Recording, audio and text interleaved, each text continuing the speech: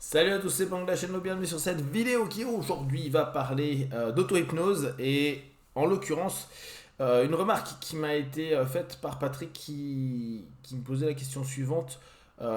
Lui, praticien d'hypnose, s'interrogeait sur le fait que peut-être l'auto-hypnose ne fonctionne pas vraiment sur lui alors qu'il connaît la méthode.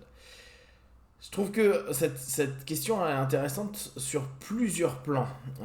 Le premier, c'est est-ce que parce qu'on connaît une méthode, la dite méthode fonctionne sur nous? C'est une question qui est hyper importante à s'interroger parce que on pourrait se dire, bah oui, t'es hypno, fais de l'auto-hypnose. T'es magnétiseur, bah t'as qu'à te magnétiser. T'es PNListe, bah t'as qu'à t'auto-PNLiser. Et en gros, dire bah logiquement, parce que tu as une compétence que tu as apprise pour accompagner des personnes, tu devrais avoir la même compétence pour toi-même. Euh, c'est pas une réalité. Il y a énormément de personnes qui n'arrivent pas à exploiter les outils qu'ils connaissent sur eux-mêmes. C'est d'ailleurs pour ça que très souvent, on conseille aux praticiens, qu'importe la discipline, de se faire accompagner. Quand je dis se faire accompagner, c'est suivre une thérapie à côté, aller se faire aider. Alors, un des plus de l'hypnose, c'est qu'effectivement, il y a un travail d'auto-hypnose. Et si on prend la vision de Dave Hellman, il n'y a jamais d'hétéro-hypnose, il n'y a qu'une auto-hypnose accompagnée.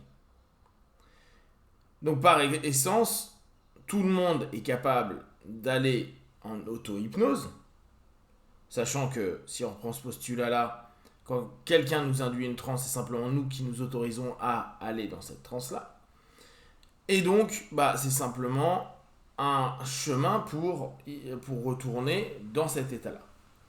Mais il n'est pas dit que par le travail personnel de sélection des suggestions, d'orientation de notre pratique personnelle, on ait les bons leviers ou on ait une perception pertinente de la problématique que l'on a. Ce qui fait que notre travail peut être complètement à côté. Et on sait que en tant que praticien, on le voit tous les jours, qu'il y a des moments, vu qu'on est dans du déni, vu qu'on est dans des distorsions, on a du mal parfois à se rendre compte d'un élément qui est juste devant nous, et on le voit avec nos partenaires, et on passe à côté. Ce qui fait que si on ne se rend pas compte de cet élément-là, il est possible que le boulot qu'on va mettre en place après, il ne fonctionne pas. Parce qu'on ne touche pas la bonne chose. On ne touche pas le point qui pourrait peut-être faire vaciller la problématique.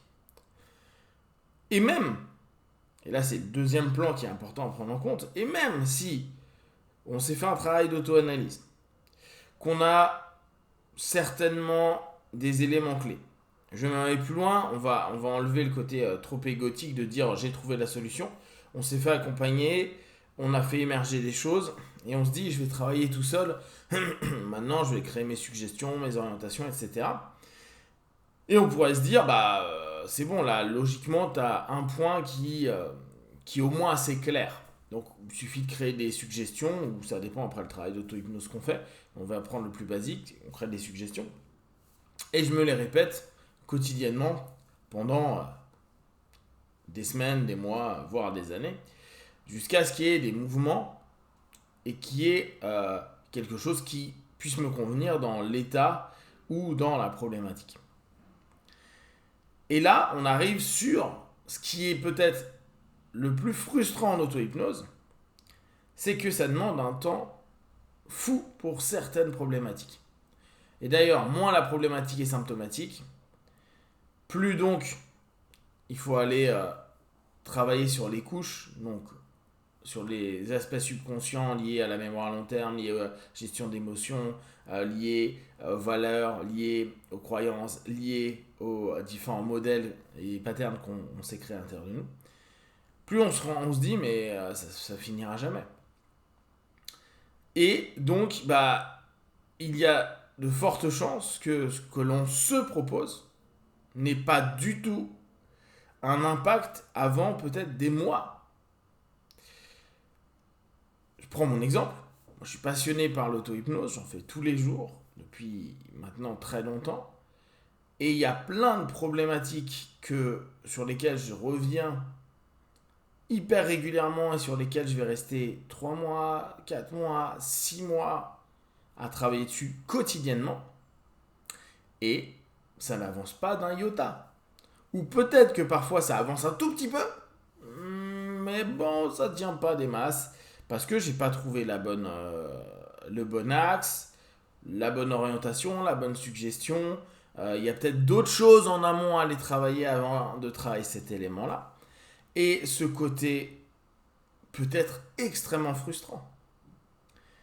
Et si on n'a pas l'habitude de se dire, le travail en auto-hypnose, il y a effectivement une possibilité que ça ne fonctionne pas sur moi, en tout cas sur cette problématique, avec la manière dont je le fais aujourd'hui et l'orientation que j'ai prise dans mon travail auto-hypnotique, bah ouais, ça peut être ultra chiant et se dire, bah non, mais en fait, ça marche pas sur moi.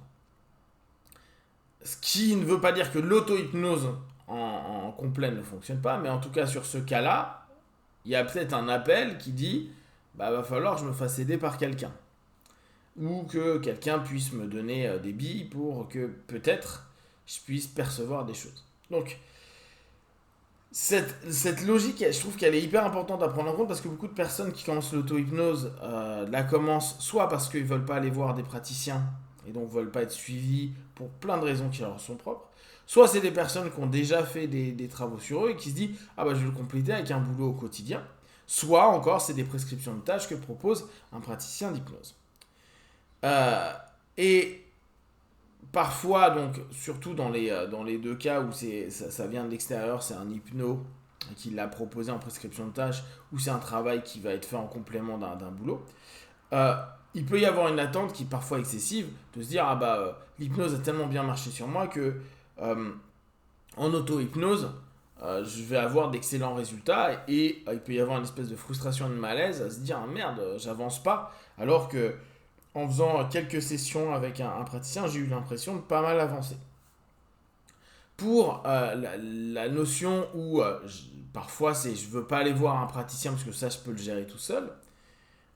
Ça, moi, je l'ai vu beaucoup. Et ce que j'explique à des personnes qui commencent avec de l'auto-hypnose, c'est dire ah, ça peut marcher, mais attends-toi à ce que tu aurais pu faire avec un praticien qui parfois aurait pris sur certains éléments, hein, 3, 4 séances, peut-être 5 séances. Là, il faut que tu comptes pas en nombre de séances, il faut que tu comptes souvent en termes de temps. Ça peut être 3, 6, 8, 10 mois, 12 mois, 24 mois pour une avancée.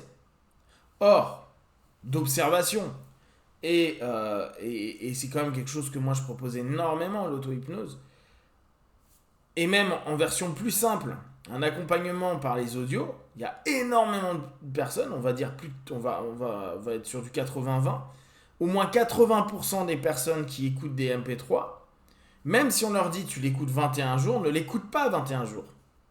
Et là, ça reprend aussi bien des néophytes que des personnes qui sont dans l'hypnose depuis des années. Donc, il y a quelque chose qui dit pour les hypnos ou les personnes, les praticiens dans la psycho, vous savez qu'il y a certainement un autosabotage, il y a un bénéfice secondaire à maintenir l'homéostasie actuelle, il y a plein d'éléments à aller chercher et ça sera certainement pas fait par nous-mêmes parce qu'on va avoir nos résistances qui vont nous claquer et nous dire ah non t'avances pas, j'ai pas envie que ça bouge. Donc là moi ce que j'invite, et même si on n'a pas envie, c'est d'aller voir un praticien qui a peut-être décanté les choses et après qu'on pourra compléter sur un travail auto-hypnotique. Et quand ça avance pas sur certains sujets, il faut vraiment s'interroger sur tout le bénéfice et puis peut-être toutes les conneries qu'on fait quand on est en train de mettre en place notre process auto-hypnotique, puisque il est possible qu'on fasse aussi des fautes et qu'on n'est pas juste dans ce qu'on met en place. Voilà, si vous avez des questions et des remarques, vous partagez sur Facebook, YouTube, j'y répondrai le plus rapidement possible. Comme d'habitude, de tout ce que je propose, ne prenez que ce qui est bon et juste pour vous. Testez, observez, analysez et concluez. Be one, ciao.